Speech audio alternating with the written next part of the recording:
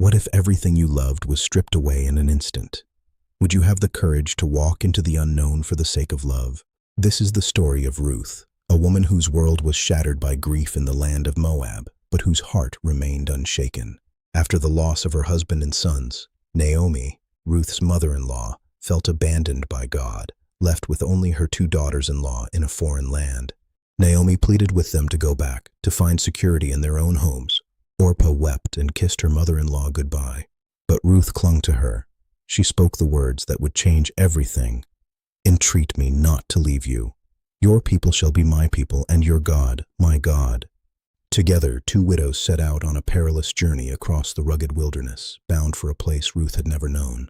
They arrived in Bethlehem just as the barley harvest was beginning, a town stirred by the return of the one they called Naomi.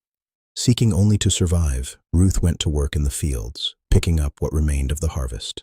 She didn't know she was gleaning in the field of a man named Boaz. Boaz noticed her hard work and her character. He saw not just a foreigner, but a woman of extraordinary loyalty. He offered her protection and kindness, recognizing the sacrifice she had made for Naomi. In a world of hardship, he became her refuge. Under Naomi's guidance, Ruth sought Boaz at the threshing floor, a bold act of faith, asking him to fulfill his role as her kinsman redeemer. Boaz accepted the responsibility with joy. He vowed to redeem their family land and to take Ruth as his wife. The legalities were settled at the city gate. Boaz redeemed the legacy of Naomi's family, and a new life began. They were blessed with a son named Obed, who would become the grandfather of King David, weaving Ruth into the lineage of the Messiah. Ruth's story reminds us that loyalty and faith can turn even the darkest valley into a field of hope. Your devotion can change history.